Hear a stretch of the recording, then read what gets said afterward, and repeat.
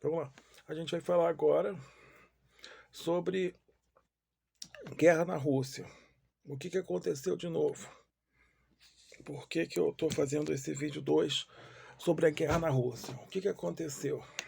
Vamos lá, gente. Vamos entrando, que temos muitos assuntos. Vamos começar com... Tem muita gente perguntando para mim... Aumenta um pouco a luz, hein? Raposa, aumenta a luz, hein? Tem muita gente perguntando para mim a questão de...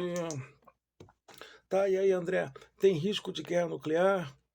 O que vai acontecer com o Brasil? Né? O Brasil está do lado da Rússia, está do lado da Ucrânia, ou não está de lado nenhum? E como é que ficou a questão do... Aumenta um pouquinho a luz.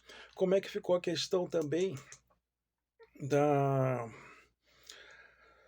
da neutralidade do Brasil, questão nuclear? E aí, tem mesmo risco de guerra nuclear ou não tem? E o que aconteceu com as sanções econômicas contra a Rússia? Né? Isso tudo vocês vão saber na live que eu estou fazendo agora sobre a guerra na Rússia. Né? Minhas previsões se concretizaram para esses dias. A gente vai entrar no 6º dia de guerra. O que está acontecendo agora? A Rússia parou o avanço em cima da capital Kiev, lá da Ucrânia, e também está numa guerra ali na segunda cidade maior, né, que fica bem no oeste. Nas províncias de Donbass, que já eram separatistas antes, né, a guerra estava meio travada. O que aconteceu agora? Né? Começaram com bombardeio por parte da Ucrânia, né, contra aquelas cidades que são de maioria 90% de russos. Né? E, inclusive, isso foi o grande... Teve dois grandes justificativas para a Rússia atacar a Ucrânia. A primeira foi a questão da segurança, um cinturão de segurança, porque a Rússia não admitia que a Ucrânia entrasse na OTAN e colocasse mísseis assim na entrada do país. O segundo motivo foi a questão humanitária contra as populações russas, né, que moram no oeste da Ucrânia. Qual foi a minha primeira previsão que eu fiz? Que a Rússia ia atacar tudo ao mesmo tempo e que depois eles iam tentar forçar um acordo para eles ficarem daquele rio que tem no meio da Ucrânia para a direita, né, a leste, e a oeste, junto da Europa, ficasse uma Rússia europeia. Seria mais ou menos o que aconteceu nos anos 90, né, quando a Iugoslávia se dividiu em vários países. Eslováquia, Tchecoslováquia, a Iugoslávia tinha uma Croácia, né? Tinham vários países, várias etnias, e acabou que se dividiu. Talvez aconteça isso com a Ucrânia. Talvez você tenha uma Ucrânia russa e a oeste a gente tenha, no final dessa crise toda, uma Ucrânia europeia, né? Eu, sinceramente, eu não acredito que seja a intenção do Putin dominar a Ucrânia inteira, né, e manter um país com 44 milhões de habitantes, o maior país europeu, sobre domínio russo. Não seria uma coisa muito custosa em termos de dinheiro, de vidas, de política, de tudo. Eu acredito que a intenção do Putin não seja essa. Tá? Inclusive agora, hoje à noite, ele mandou uma enorme coluna de tanques para Kiev, mas eu acredito, na verdade, o verdadeiro objetivo do Putin seja atacar a cidade de Mariupol, que tem lá bem no sul, para conseguir uma faixa de terra contínua, bloquear o acesso ucraniano ao mar e ter a integralidade do Mar de Azov para a Rússia, que é uma área muito estratégica. Né? E realmente eles estavam a poucos quilômetros da entrada de Mariupol e, pelo que eu li, só um parênteses, tá, gente? Vocês ficam assistindo a guerra na Ucrânia, vendo o Jornal Nacional, vendo internet, vendo o Globo, né? E vendo Euronews. O que acontece? Eu reparei no Jornal Nacional que não aparece absolutamente nada sobre a Rússia e sobre os soldados russos. Aparece tudo sobre a Ucrânia. O foco que a gente vê é só vendo o lado da história da Ucrânia. Eu não vou entrar aqui no mérito de quem que eu acho que está certo, quem que eu acho que está errado. Eu acho que cada um de vocês que está aqui assistindo essa live tem condições de ver as notícias e saber de que lado que você acha que está certo. Claro que todos estamos do lado da paz, mas de querer analisar de qual dos países está certo, qual que não está, o que, que realmente está acontecendo. O que, que está acontecendo é que agora no Ocidente a gente está vendo só as notícias do lado da Ucrânia. Tudo contém notícia dada do lado da Ucrânia. O que, que eu fiz? Eu estou acessando todas essas mídias, tá, de informação do Ocidente, Globo, Globo News, Euronews, essas agências todas ocidentais, mas eu também estou lendo as agências russas, tá? A Sputnik, a RTTV, para poder ver o que, que o outro lado está pensando, senão o que, que acontece? A gente vai estar sendo manipulado, a gente vai estar vendo só um lado da história. A gente, para ter algum tipo de julgamento crítico, a gente tem que ver os dois lados da história para você saber o que, que está acontecendo, né? Vê se tem alguma pergunta aqui, Raposa. Dá uma olhadinha aqui, vê se tem alguma pergunta. Vamos lá, Raposa, está vendo se tem alguma pergunta. Eu já estou terminando a introdução e daqui a pouco a gente vai entrar a gente vai entrar na hora de ver as perguntas e respostas, ó, esclarecendo tudo para todo mundo, né? Vamos lá, gente. O que vocês querem saber primeiro? Primeira coisa que eu aconselho a vocês é entrar no site Sputnik, depois eu deixo nos comentários, para vocês verem as notícias do que está acontecendo realmente, né? Aquela área de Donbass é uma área que já é de população russa desde 2014, tá? Assim como a Crimeia, lá no sul, aquela península, que são povos russos. Inclusive na Crimeia, que foi ocupada e anexada, o que, que aconteceu? Só para dar um exemplo para vocês, não teve resistência militar quase nenhuma, tinha uma base lá com 2.000 soldados ucranianos, e os russos deram a opção deles de ficarem, serem integrados ao exército russo, ou ir embora, tá? Dos 2.000 soldados que teve naquela época na Crimeia, só 600 resolveram ir embora. Tá?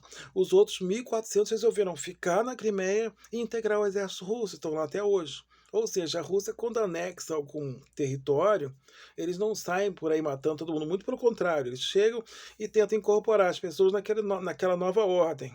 Né? Eu não vou entrar no mérito se está certo, se está errado isso, mas eles agem assim. Eu reparei o seguinte, que a Rússia, quando invadiu a Ucrânia, eles não estão usando o fogo todo que eles têm, eles estão usando uma porcentagem pequena, de 5 a 10% da capacidade militar que eles têm. Eles não estão entrando com tudo. Eles podiam ter feito como os Estados Unidos fez em Bagdá, que eles ficaram 2 dias, mas eles aniquilaram a cidade, bombardearam tudo, e depois, quando eles entraram, não tinha praticamente resistência. A Rússia fez diferente. Ela mandou mísseis para locais definidos, principalmente bases militares, e, por exemplo, aquela cena que aparece muito de um prédio ucraniano que vem um míssil e bate bem no meio do prédio, na verdade não divulgaram, tá? Mas atrás daquele prédio tinha instalação militar. Assim, estava aqui o prédio e aqui atrás tinha instalação militar. O míssil veio e bateu no prédio. Entendeu? Eles chamam isso de efeitos colaterais numa guerra. Que cá entre nós, você também não pode ter uma guerra se não morrer ninguém, né? As pessoas morrem, infelizmente, né? Mas uma guerra é uma guerra, né? Como diziam os franceses, c'est la guerre. Mas nesse caso do prédio aconteceu isso. Eu pesquiso muitas coisas antes de falar para vocês, né?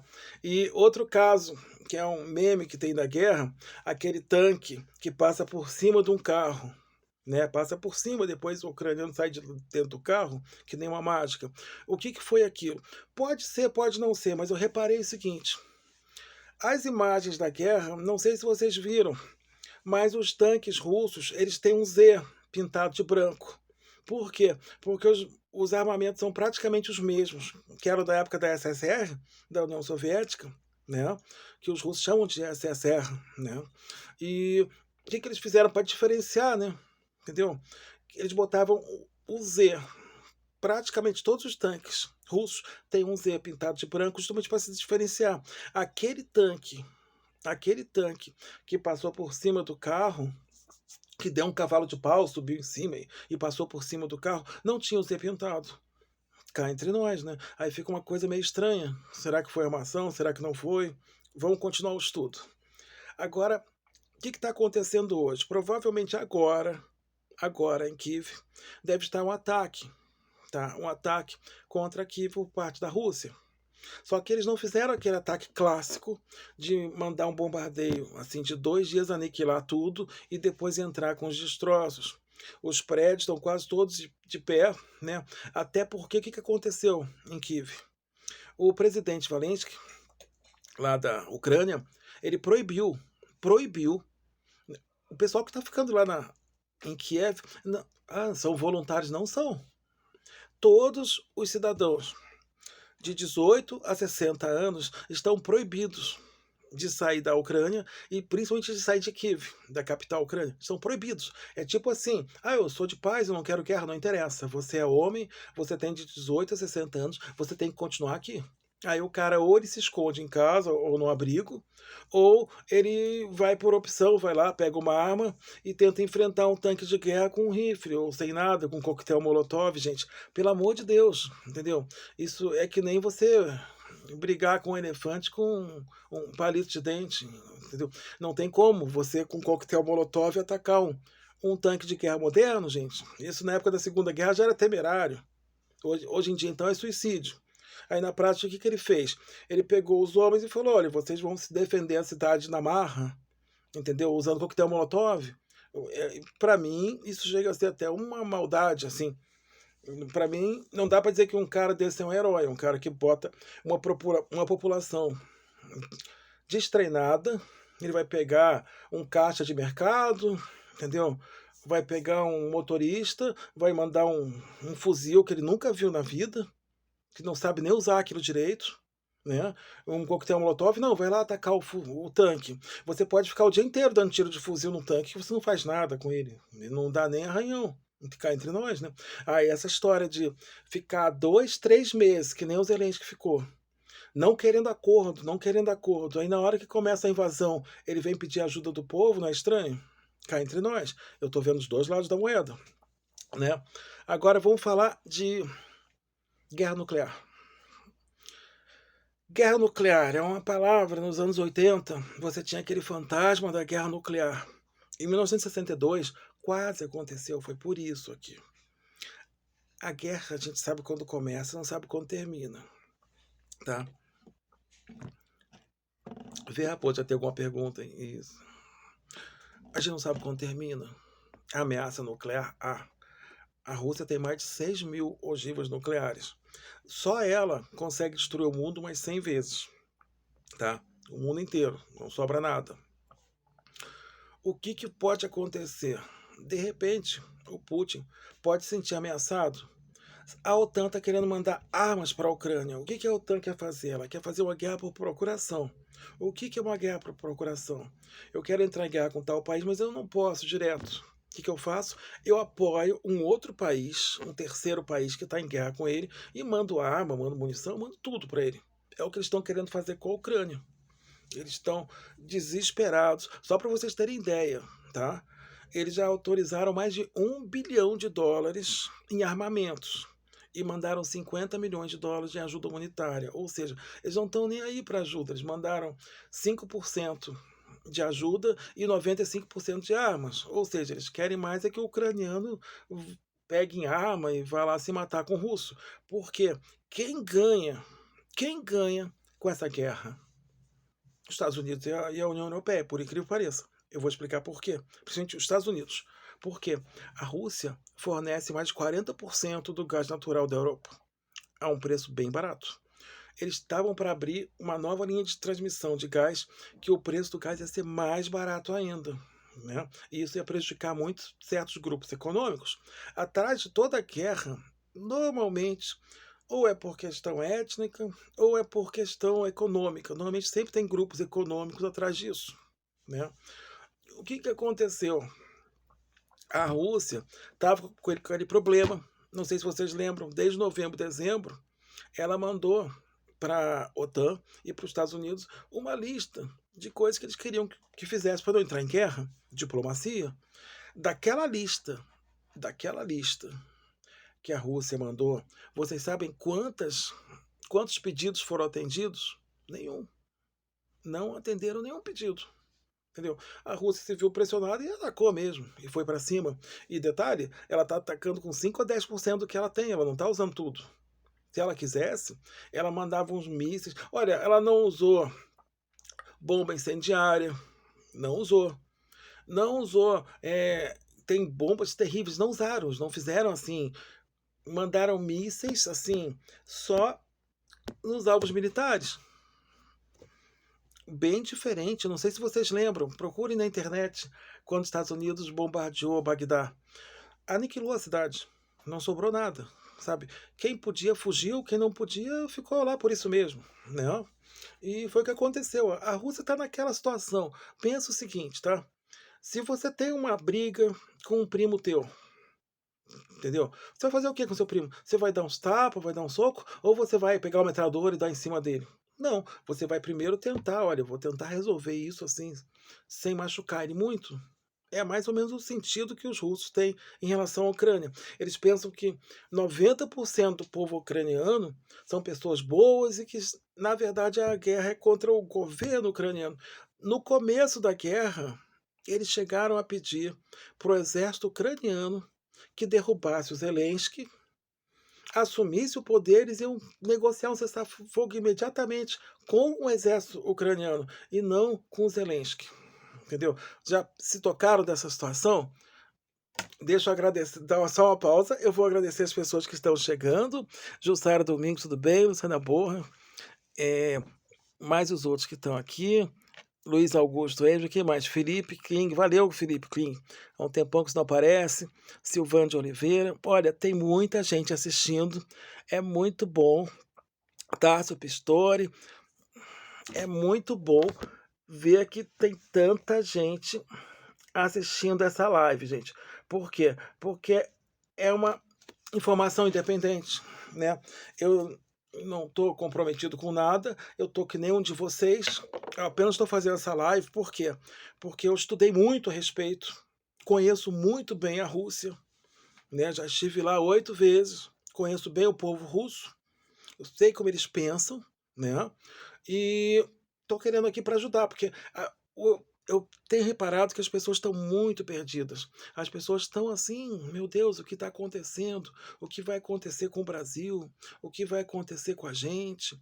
Hoje, aqui na Serra Gaúcha, deu uma falta de luz. As pessoas ficam apavoradas. As pessoas têm aquele fantasma, faltou luz. Será que deu um míssil? Será que explodiu alguma coisa? Porque aquela paz que a gente tinha de uns anos atrás acabou. O mundo que nós conhecemos nunca mais vai ser o mesmo. Aquela inocência que a gente tinha de achar que com a globalização, com a internet, os povos todos iam ser amigos, a gente ia viver numa aldeia global, tinha essa figura da aldeia global, acabou. A gente tem guerra e a guerra está na porta da nossa casa. Quero agradecer a diplomacia brasileira. Foi muito bom a fala que teve até do presidente. Eu não, particularmente não gosto muito dele, mas a fala que ele teve foi boa, porque ele falou o seguinte, que o Brasil está neutro. Ele resolveu ouvir a diplomacia brasileira. A nossa diplomacia é uma diplomacia respeitada do mundo inteiro, e ainda bem que ele deu aquela declaração, porque se ele resolvesse mesmo, não, vamos para a guerra com a Rússia, somos aliados, podia sofrer as sanções econômicas da Rússia, que sofreu, e também da Bielorrússia, que também sofreu sanções importantes hoje. E para o Brasil era só o que faltava, a essa altura do campeonato, que já está uma porcaria a nossa economia, né, com esse governo desastroso, a gente já sofreu um revés de guerra no Brasil. Aí não, né, gente, pelo amor de Deus, né?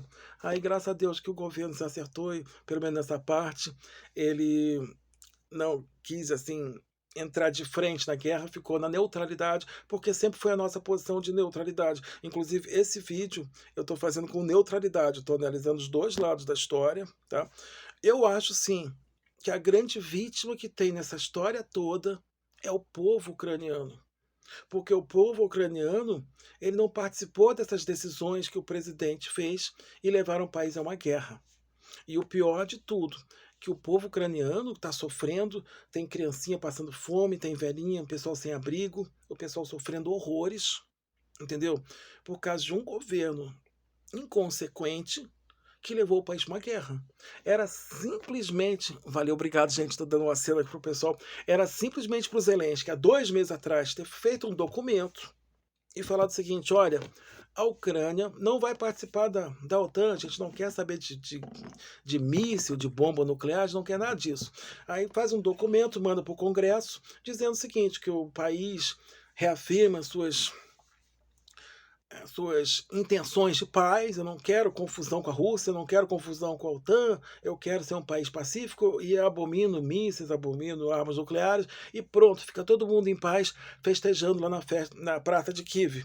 Não ia ter guerra, não ia ter morte, não ia ter bloqueio, não ia ter nada disso, acabou a história. Entendeu? É que nem assim, imagina que você está distraído dirigindo, sem querer você bate num carro na tua frente. Tá indo pra praia, feliz, e bate num carro na frente. Veio o cara, pô, você bateu no meu carro. Você tem 3 opções, tá? Ou você chega pro cara e fala, não, cara, eu vou pagar, tudo bem, tá tranquilo. Vou lá e pago o cara. Ou você nega, eu não vou pagar nada, a culpa é tua que tava no meu caminho, entendeu? Ou você tem a terceira opção, que você chega pro cara e fala, ó, cara, eu tô errado, tudo bem, vamos negociar e tal. E o cara pressionando, que nem a Rússia fez, daqui a pouco você fala, não quero confusão com o cara, eu vou pagar o carro. Você vai lá e paga o conserto. O que o Zelensky devia ter feito? Ele devia até ter pensado, pô, não deu tempo de eu entrar na OTAN, eu não estou imune, não estou invencível, não quero a guerra com a Rússia, que tem 20 vezes mais poderio do que eu. Então, vou chegar para o russo e falar o seguinte, cara, ó, deu, parou, não vai ter guerra, eu vou fazer um documento dizendo que eu não vou entrar na OTAN, e pronto, acabou aquela história toda. Porque as províncias de Donbás já estão há 8 anos na mão dos separatistas, que são 90% russos, aquilo já foi embora. Tem um ditado que diz que quando você faz uma negociação com alguém e você faz um acordo, as duas partes têm que perder alguma coisa, senão não é acordo. Entendeu? Não adianta você fazer um acordo com alguém achando que você vai ganhar tudo, aquela pessoa não vai ganhar nada e deu, porque não é assim que funciona. Tá? O que aconteceu? A Rússia se sentiu ameaçada. Ela já foi invadida nos últimos 100 anos pelos nazistas, quase aniquilaram o país. Eles têm esse temor de serem invadidos, eles têm isso. Eles passaram por isso. Você entra em Moscou, assim, você vem do aeroporto, quando passar essa crise, aconselho, é um passeio muito bom, quem puder ir, vai lá visitar, e vai ser muito bem recebido. Os russos amam os brasileiros, acredite em mim. Quando você chegar do aeroporto, você passa assim, e você já consegue enxergar lá de longe a Praça Vermelha. E você vê um monumento, assim, que parece aqueles troços, assim, de trincheira bem grande, assim, uns 30 metros de altura. E eu perguntei, né, pro motorista, o que é isso? Ele falou para mim, não, os nazistas chegaram até aqui. Aqui pararam os nazistas. E ali a máquina de guerra nazista parou, naquele ponto. 20 quilômetros do centro, dava para ir a pé. Pararam ali, dali eles começaram a recuar e foram derrotados em 45. Na cabeça do russo, eles têm pânico de serem invadidos, de serem atacados. Se eles se sentem ameaçados, eles atacam de volta em matéria de defesa. Foi o que aconteceu na Ucrânia. Entendeu? O que agora a gente tem? A gente está com uma situação, né, que o presidente Zelensky, ele botou o povo preso dentro da cidade. O povo não consegue fugir, principalmente os homens. Tanto que aconteceram aquelas cenas na fronteira que aparece muito no Jornal Nacional. Uma família vai tentar fugir e a mulher e as crianças conseguem ir para a Polônia, para a Romênia, e os homens ficam presos, não conseguem ir embora. Por quê? Porque o governo do Zelensky proibiu que os homens fugissem. Ele quer que os homens vão enfrentar tanques de guerra com garrafinhas de coquetel Molotov. Desculpa, mas é exatamente isso. Para depois se fazer de vítima e dizer para a imprensa ocidental que a Ucrânia está sendo atacada, estão dizimando a gente, quando não é bem assim. Vamos falar de Donbás. Donbás são aquelas 2 regiõezinhas que tem no lado leste da Ucrânia. Essas duas tem uma pergunta, que se o Donald estivesse na presidência, era perigo para o Brasil? Não. Se o Donald Trump ainda fosse o presidente dos Estados Unidos, não teria um perigo direto para o Brasil, porque, inclusive, o Trump era muito ligado com o Bolsonaro e tal. E esse outro presidente, que tem o Biden, ele não é muito alinhado com o Bolsonaro. No caso, quem está mais alinhado com o Bolsonaro é o Putin. Inclusive, eles ficaram 2 horas no telefone agora no fim de semana, o que eu achei até uma ligação boa, porque o Brasil também depende muito da Rússia, tá? Principalmente o pessoal do agrobusiness, pessoal, né, precisa dos fertilizantes russos. A gente precisa muito disso, tá? É vital para o Brasil. Para você plantar, você tem que ter sol, você tem que ter água, semente e fertilizante também, o olho do dono, né? Que o olho do dono que engorda o boi. O pessoal do gado sabe o que eu tô falando, entendeu? Mas o que ele fez? Se ele for esperto, eu falaria para ele, ó, fala com o Putin o seguinte: manda uma quantidade absurda de fertilizantes para a gente vai mandar de troca para ti, a gente manda produtos agrícolas, milho, soja, carne, feijão, que a gente sempre manda para eles. Entendeu? Ou seja, a gente continua com aquela rota de comércio, porque o brasileiro não é um povo de guerra, a gente é um povo de paz, a gente sempre foi. A gente é um povo que planta, que produz, é um povo que recebe muito bem os estrangeiros todos, né? E a gente tem que sempre ter isso na cabeça. O brasileiro não é de guerra, o brasileiro é de paz, de amor e de negócio. E essa guerra é uma oportunidade de negócio para a gente. No caso de você ter uma linha de negócio com a Rússia, você continua mandando a carne, manda os produtos para a Rússia, os commodities, e a gente recebe em pagamento, além de dinheiro, o Brasil precisa e muito, os fertilizantes, entendeu? Essa é a questão do Brasil. Deixa eu ver se tem mais alguma pergunta interessante. É, ótima live, obrigado, Sara. Romarinho também assistindo. Gabriel, Michael, olha, tem muita gente. A primeira live tem umas dezenas de pessoas, agora temos centenas. Eu agradeço muito. Quem puder, curte a minha página no YouTube, André Nogueira RS, né? E se inscreva, que a gente vai atingir mais pessoas e a gente vai poder divulgar mais luzes nesses tempos meio tenebrosos que nós estamos vivendo, né? E vamos lá, mais alguma pergunta, gente? Deixa eu ver. Muita gente assistindo, que maravilha. Boa noite, Luciano, valeu. Elisandra. Poxa, muita gente mesmo assistindo, muito bom isso. Tá, vamos falar agora da sala de guerra, né? Falaram que ia ter um grande ataque hoje em Kiev. Eu acredito que até deva ter um certo ataque, mas o Putin é um cara muito esperto, ele é jogador de xadrez. O que o mágico faz? O mágico, ele é assim, ele fica prendendo a tua atenção aqui, quando na verdade ele faz uma outra coisa que você não vê.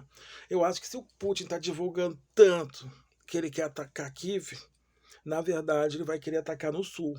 Eu acho que ele vai querer tomar hoje, à noite, ele vai querer tomar Mariupol, que é uma cidade muito importante. Ele vai unificar a primeira frente que ele tem em Donbás com aquela outra que ele tem vindo da Crimeia, fazer uma frente só e fechar o acesso ao mar na Ucrânia do Mar de Azov. É um palpite que eu tenho e se não for hoje, até amanhã eles vão querer fazer isso. Eles só não entraram ainda em Mariupol porque o governo ucraniano fez uma armadilha em Mariupol, tá? Eles minaram a cidade. E se a Rússia for entrar com tudo, vai dar muita morte de civis ucranianos, né? E alguns até russos que moram na cidade. E é uma coisa muito ruim mesmo. Aí por isso que eles estão meio com calma para pegar Mariupol, porque teve esse problema das minas. Repararam? No Jornal Nacional não falam nisso, né?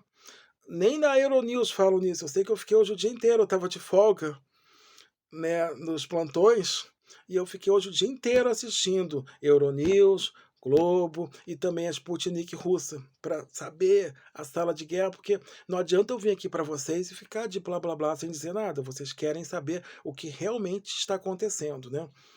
Vamos lá então.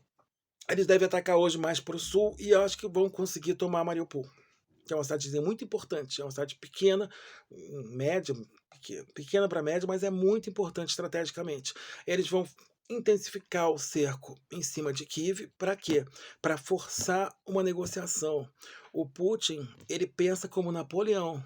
Como é que o Napoleão fazia? O Napoleão, ele conquistou praticamente a Europa inteira, né? Foi um dos maiores estrategistas da nossa história, mas ele tinha uma prática que era o seguinte: ele não destruía cidades.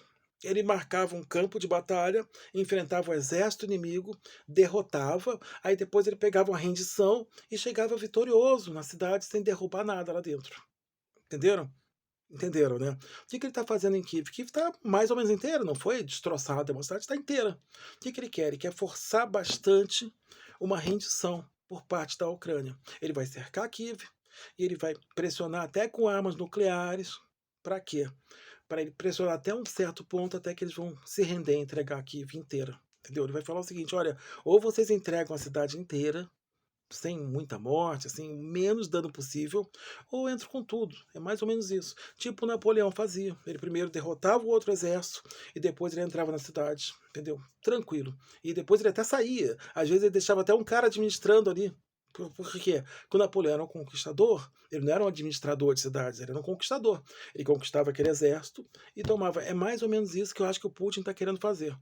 Eu acho que ele está querendo uma rendição para depois chegar e formular uma nova Ucrânia, onde tem o espaço dos povos russos respeitados, né? Ou regiões autônomas, ou até futuramente uma integração à Rússia, e acabou a guerra, acabou o problema. Entendeu? Aquela questão que tinha de pedir que a OTAN voltasse até o número de membros 97, isso é impossível, não tem como a OTAN fazer isso, né? Até porque, juridicamente, ela já recebeu aqueles países do leste europeu, os países bálticos, Polônia, vários países já estão fazendo parte da. Não dá para ele chegar para os países e falar assim: olha, gente, cai fora porque não dá para vocês ficarem mais aqui. Não dá para fazer isso, né?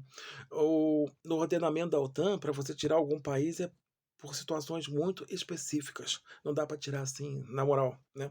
Aí é mais ou menos isso. O que dá para ser feito é isso. É o que deve estar na mesa de negociação. Eu acho que se o Zelensky e o Biden não fossem tão em, como se diz, umas pessoas tão inconsequentes, tão teimosas e tão sei lá o que, a gente não estaria nessa crise toda agora.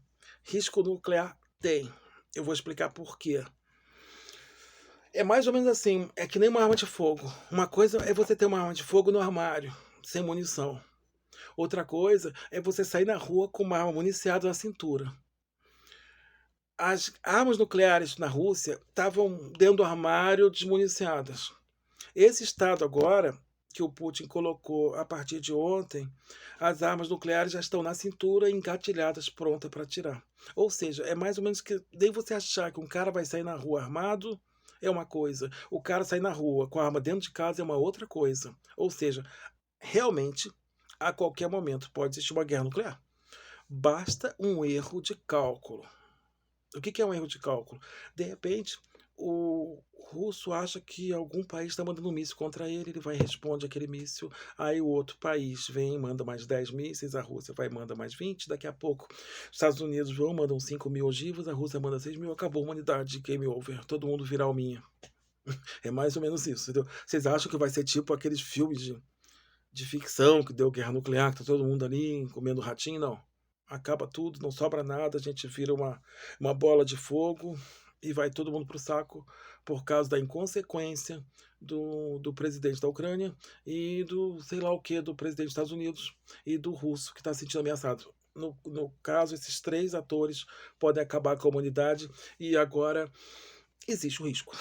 Claro, a possibilidade é pequena, porque todo mundo sabe que se você fizer isso, acaba tudo, não tem mais. Mas se vocês pensarem bem, eu não sei se vocês sabem, mas o Hitler chegou a dominar a Europa quase inteira. Quando ele viu que a Alemanha tinha perdido a guerra, o que ele fez? Ele se matou.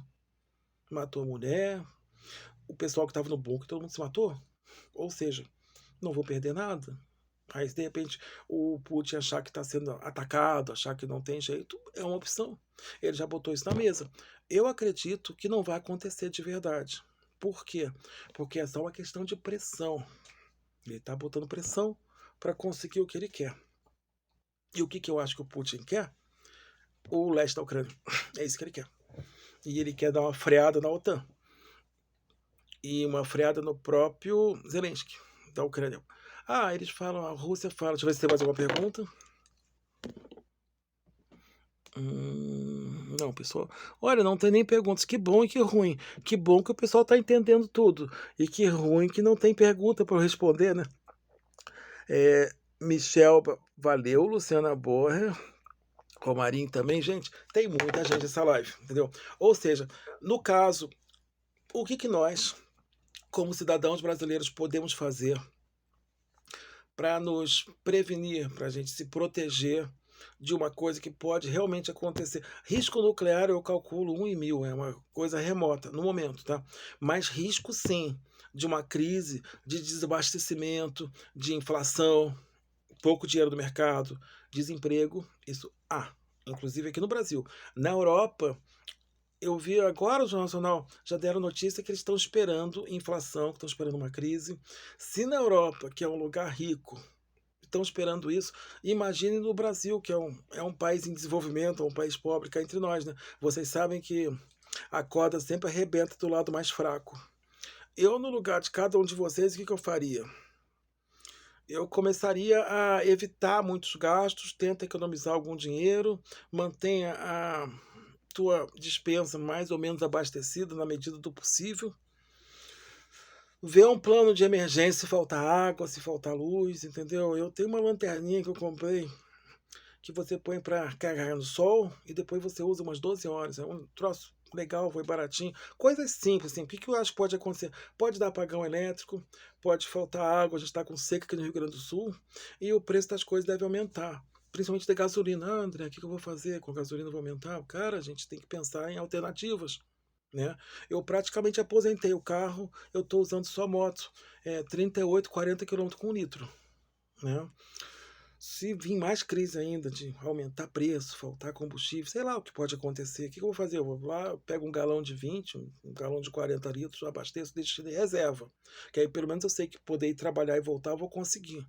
O resto tudo a gente sobrevive, entendeu? Outra coisa interessante, quem puder botar energia solar é uma coisa muito legal. Você em 4 anos no máximo você paga, dá para financiar, entendeu? Não é só para rico, dá para nós pobres também. E outra coisa interessante, pega um fim de semana, tipo um feriadão, assim que nem a gente está agora. Para mim não, que eu trabalhei, né? Eu trabalhei pra caramba. Mas o que você faz? Pô, por que a gente não aproveita? Bota umas calhas no telhado para aproveitar a água da chuva para lavar chão, para privada. Então, a gente tem que economizar, tá? Tempos difíceis virão. Eu não vou dizer para vocês que tá tudo ok, porque não tá por enquanto, tá? E se tiver alguém que tem algum brasileiro lá na Ucrânia querendo ir embora, eu tinha avisado antes, né, que era melhor a saída pela Romênia. Eu tinha falado, não tenta pela Polônia. Na Polônia eles têm algum preconceito contra brasileiro. Muita gente entrou lá, entraram mais de 300 mil pessoas por ali. Eles estão meio com uma vontade com o brasileiro, vai dar mais dificuldade. Se tiver alguém na Rússia, na Ucrânia querendo fugir, tente pelo oeste, tá? Tente pelo oeste. Porque pela Polônia tá ruim. Pela Romênia começou a ficar ruim, então tente por aqueles países mais do lado. Vai por mim depois, nos comentários eu dou uma rota de fuga para quem precisar. Não leva principalmente dinheiro vivo, alguma coisa, alimentos, casaco, porque falta esse tipo de coisa. Eu vi muito jogador de futebol na Ucrânia, milionário, cheio de dinheiro, que não tem nem o que comer. Porque o que acontece? Você, quando tem uma crise e falta energia, e falta internet, falta comunicação, você não consegue comprar um X, né? Se você não tiver dinheiro vivo. Aconteceu agora na Ucrânia e já aconteceu até aqui no Brasil. Lembra, em Roraima, foi ano passado, que estouraram lá os transformadores, as pessoas ficaram quase um mês pagando R$ 20 uma garrafinha de água mineral que tu paga R$ 1. Entendeu? A coisa é terrível. Tá bom, gente? Deixa eu ver se tem mais algum. Já está acabando o horário aqui. Muitos elogios. Gente, eu adoro vocês. Muito legal esses elogios. Eu já expliquei para vocês como é que é a cabeça do russo, como é que eles pensam. Né? Eles amam a gente. Se você não gosta do russo, tudo bem, não tem problema, mas eles gostam da gente. Também não tem nada contra a Ucrânia. A Ucrânia, a gente tem 500 mil descendentes diretos e indiretos de ucranianos aqui no Brasil, principalmente no Paraná. Quero mandar um abraço para todos eles e dizer o seguinte, cá entre nós, cara, é muito triste ver a Ucrânia sofrendo isso, as bombas caindo, é um povo maravilhoso, tá? Mas pelo que eu me informo com a Rússia, a guerra não é contra o povo ucraniano, é contra um governo que tem lá, que é uns 5%, tá, de cidadãos que tem naquele governo que representam realmente o pessoal nazista, o pessoal preconceituoso. Se vocês pesquisarem no Google, pesquisem a Guerra Civil Ucraniana que teve em 2013 e 2014, e vocês vão ver quem que era contra quem e quem ganhou, que foi a Euroguerra, que eles falaram lá, não sei o que, foi uma guerra civil, e no final entrou um pessoal, e no meio daquele pessoal que ganhou a guerra civil, né, que ganharam as eleições, tudo, tinha o pessoal nazista, sim. Tinha um pessoal de esquerda, tinha um pessoal de direita, desculpe, tinha um pessoal fascista, tinha um pessoal nazista, tinha mesmo, meia dúzia de palhaços. Que, vocês me desculpem, mas para mim uma pessoa nazista é imbecil demais, porque a gente está em 2022, há 60 anos atrás, 60, 70 anos atrás, na Guerra Mundial, a Alemanha varreu a Ucrânia, invadiu, matou muita gente lá na Ucrânia. Aí eu não entendo um cara que tem um avô, um bisavô que morreu na guerra, agora botar suástica no braço e defender nazista. Não dá, né, gente? Pelo amor de Deus. Até a própria Alemanha, que teve aquele negócio há 100 anos atrás, há 80 anos atrás dos nazistas, depois disso eles falaram que eles eram um povo pacífico, que eles queriam... É um dos melhores países. Outro dia me perguntaram para mim, André, se você fosse um dia morar num outro país que não fosse o Brasil, assim, né? Onde você escolheria, sabe? Onde você acha um país legal na Europa, assim, sem ser a Rússia e tal? Aonde você acha legal? Todo mundo fala Portugal, né? Eu falei, não, a Alemanha é um lugar maravilhoso. É um lugar que recebe bem os povos, é um lugar bem cultural, um lugar desenvolvido, respeita o meio ambiente. Tem sabia que tem uma cidade ali na Alemanha que passa o rio no meio da cidade, tá? E tinha eu vi numa reportagem, tinha um alemão que ele ia nadando pro trabalho. Ele botava e vinha nadando assim, porque o rio era tão limpo que dava para beber água daquele rio, sabe? No centro da cidade. Incrível isso, entendeu? É um povo muito bom, é um país muito bom e não tem nada contra a Alemanha, nem contra os alemães, muito pelo contrário, um povo maravilhoso, sim. E eles vieram aqui pro Brasil construindo muita coisa boa. E estão construindo ainda, povo maravilhoso. Mas voltando à guerra, né? Voltando à guerra lá na Rússia, deixa eu ver se tem mais alguma pergunta. Daqui a pouco eu já termino a live. Deixa eu ver, assinando aqui para algumas pessoas. Live maravilhosa. André, meus familiares já têm energia solar no Mato Grosso. Você acha. Gente, é incrível. Vocês viram como é que tá a live? Tá bombando, gente. Já tá chegando em outros estados. É isso aí, gente. Você acha que isso ajuda a resolver? Ajuda muito. Eu vou explicar três coisas a vantagem da energia solar. Primeiro, tu pega uma placa, bota lá no teu telhado, entendeu? E se, por exemplo, você gasta R$ 500 de luz, você vai começar a gastar, dependendo do que você coloca, quase zero. Tá? Em 3 anos, você já paga o investimento. Você vai ficar no mínimo 20 anos com esse troço gerando energia solar para você e você gastando menos. Segunda vantagem. Primeira vantagem é essa, questão econômica. Segunda vantagem, questão ambiental. Tá? Aqui em casa, o gerador solar, só num dia você economiza não sei quantas árvores. Ele calcula quantas árvores que dá, não vai carbono no ar, você está beneficiando a ecologia, faturando, que você deixa de gastar. E vem o terceiro ponto agora, vamos lá, o terceiro ponto. Você não sobrecarrega o sistema, vou explicar por quê. Se o André, eu estou economizando energia, eu estou gerando energia solar, eu não estou gastando da RGE, eu não estou gastando da hidrelétrica, entendeu?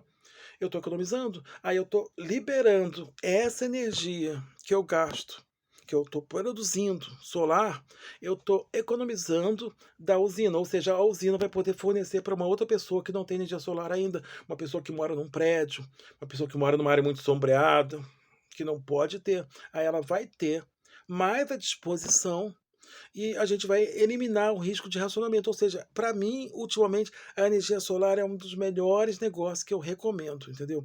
E outra coisa, você botou há 20 anos, provavelmente eu vou morrer, meus filhos vão usar, meus netos vão usar, entendeu? Vai ficar todo mundo feliz. Aí tem gente que fala, pô, André, pelo amor de Deus, mas quando chove não funciona, de noite não funciona. Cara, quando falta luz não funciona. Não tem problema. Por quê?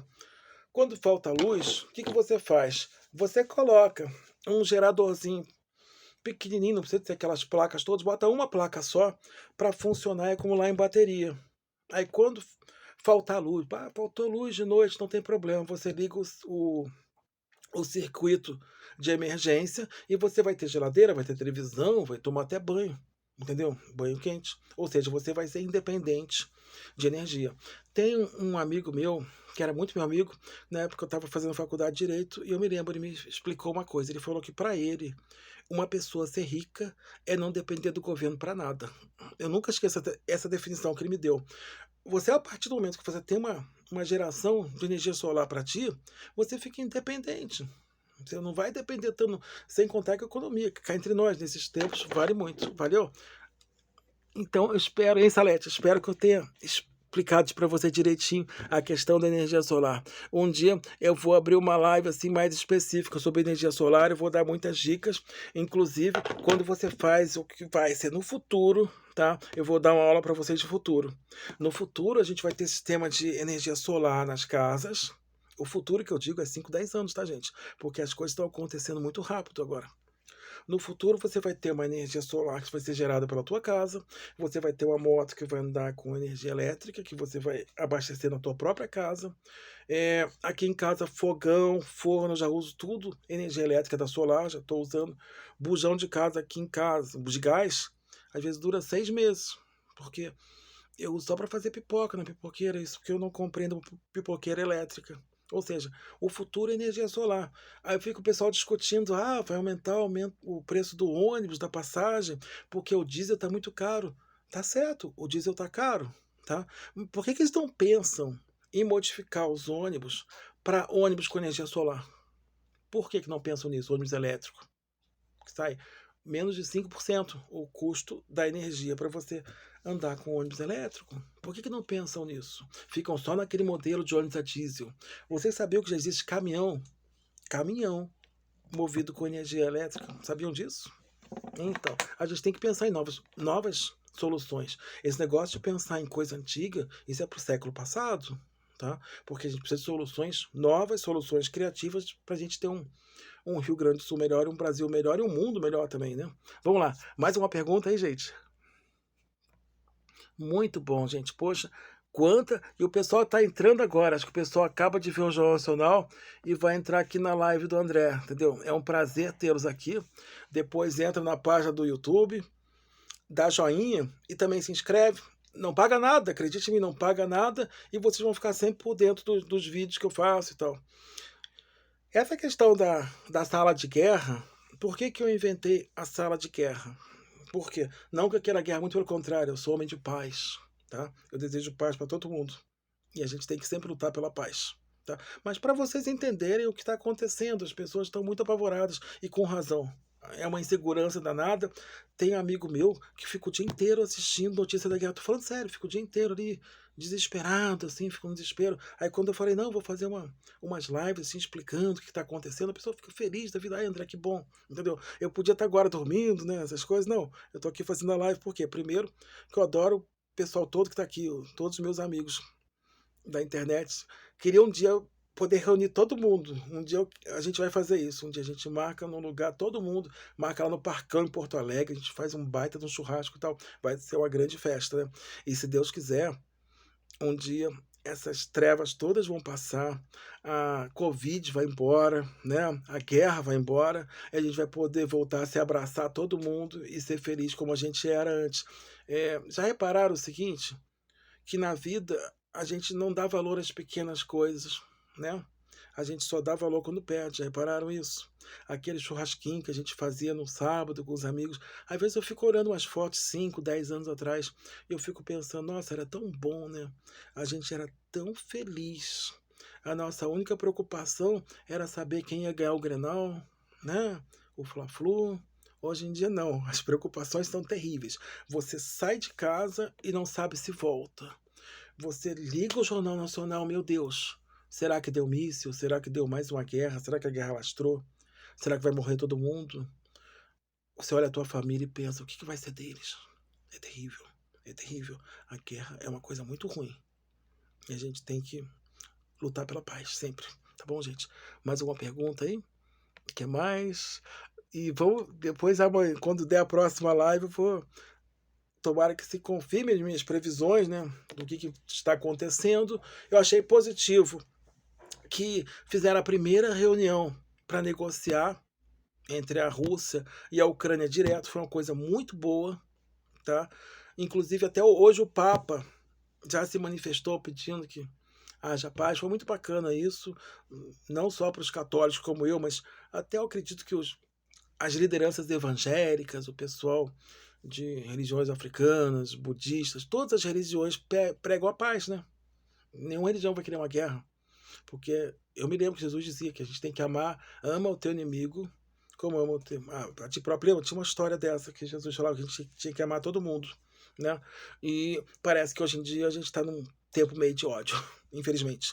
Vocês viram o que aconteceu no Grenal, que eu não vou entrar no mérito, até porque eu acredito que a torcida do Inter, do Grêmio, 99,99% são pessoas legais, são gente como a gente, né? Aí chega um ou dois palhaços, jogam lá uma pedra, arrebenta a cabeça de um jogador, pega uma barra de ferro, assim, joga no ônibus.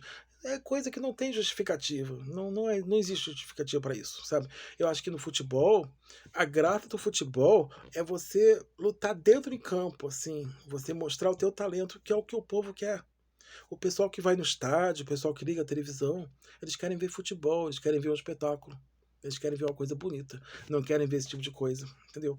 Aí, tomara que com o tempo essas luzes que nós temos aqui na nossa live, elas se espalhem pelo mundo, né, para iluminar a cabeça das pessoas com muita paz, muito amor, e que esses seres trevosos que estão caminhando assim à luz do dia hoje em dia, eles voltem lá pro buraco de onde eles vieram e não saiam mais, né? Cá entre nós, né? E a gente volte a ter um mundo feliz, que nem era antigamente, né? Tem uma amiga minha, o Silvio, lá do trabalho, perguntou para mim, Bandra, eu tirei férias para ir para França, economizou, sei lá quanto tempo, então, será que vai dar para ir? Claro que vai dar, vai tranquila, vai tranquila. Até porque se o caldo entornar mesmo, sabe? Se der guerra nuclear, não vai adiantar você tá na França, tá no Brasil, tá na Argentina, você vai rodar do mesmo jeito.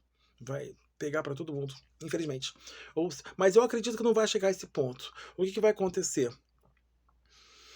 Eu acredito que a gente não vai ter alguma guerra e no horizonte, eu vejo um acordo. É o que mais interessa a todo mundo, um acordo.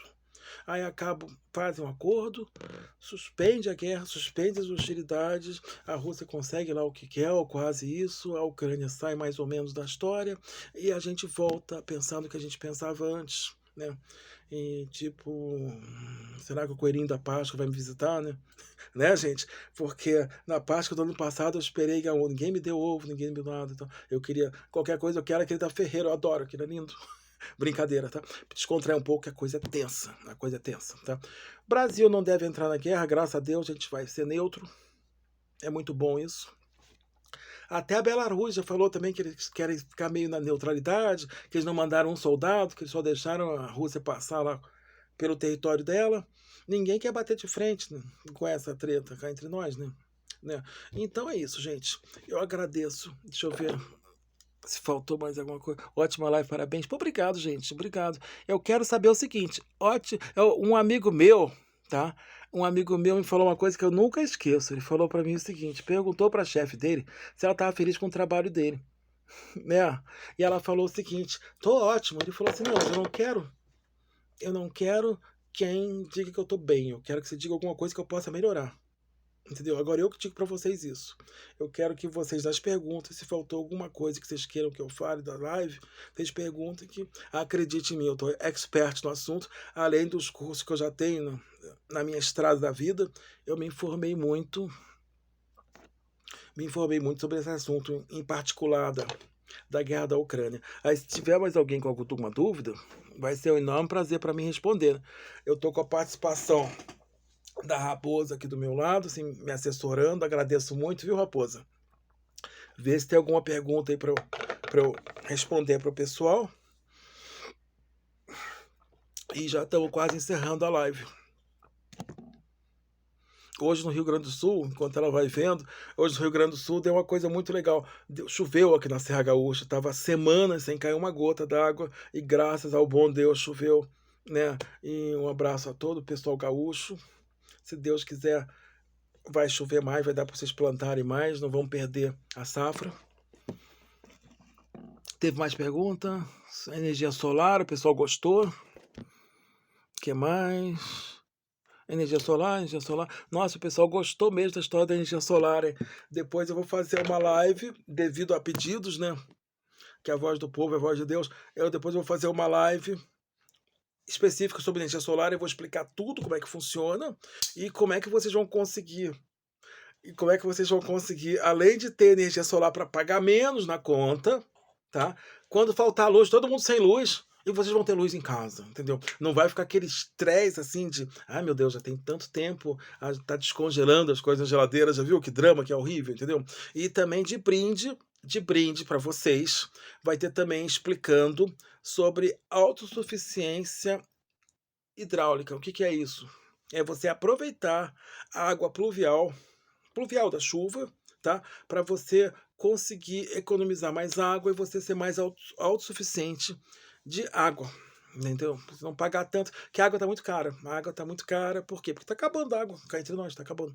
Aí você vai poder aproveitar aquela água da chuva que você mandava para o ralo, sei lá para onde, você vai poder aproveitar para economizar até um terço do que você gasta com água. Além de economia do dinheiro, vai ser uma coisa bacana para o meio ambiente também. Então é isso, gente. Deixa eu ver. Parabéns. Pô, vocês gostaram mesmo da live? Que bom. É muito bom isso. É que nem quando você faz um almoço, assim, né? Que você faz o almoço e as pessoas elogiam a comida. O pessoal que é da cozinha, que nem eu, vocês estão assistindo aí que fazem uma comidinha, né? A melhor coisa que existe para o cozinheiro é quando as pessoas, os consumidores, os convidados elogiam. É muito legal, né? A minha mãe era uma grande cozinheira, ela tinha um dom que era assim, se ela fosse num restaurante, qualquer restaurante, e comesse uma comida, ela ia aprender a fazer aquele prato, e quando ela fazia em casa, ficava melhor que no restaurante. Eu faço isso também, engraçado é isso, né? A gente acaba virando igual os pais da gente quando a gente fica velho. Eu vou nos restaurantes, né? Que eu até fiz alguns vídeos que tá no YouTube, quem se inscrever vai presenciar, né, vai poder assistir, que eu faço avaliações dos restaurantes aqui no Rio Grande do Sul. Aí eu sempre procuro um restaurante que seja bom, mas com preço em conta, né? Que pelo amor de Deus. Gente, um amigo meu foi em Gramado e falou que R$ 250. R$ 250 um pratinho, assim. Aí não dá, né, gente? Aí quando eu faço alguma variação de restaurante, eu já pego uma coisa boa, barata, assim, relativamente, e que seja um lugar agradável. Entendeu? E que mais, gente? Que mais vocês estão procurando? Muitos likes aí, gente. Muito obrigado de coração. Eu tava meio afastado das lives, né? Recomecei agora e para mim é uma coisa muito prazerosa, porque bem ou mal, eu divido meus conhecimentos com as pessoas que eu gosto e a gente juntos, a gente está fazendo uma área assim para um mundo melhor, tá bom? Um grande abraço a todos, uma boa noite. Do André Nogueira RS. Pode desligar tudo, raposa. Agora deu, gente, vai. Um abraço a todos, viu?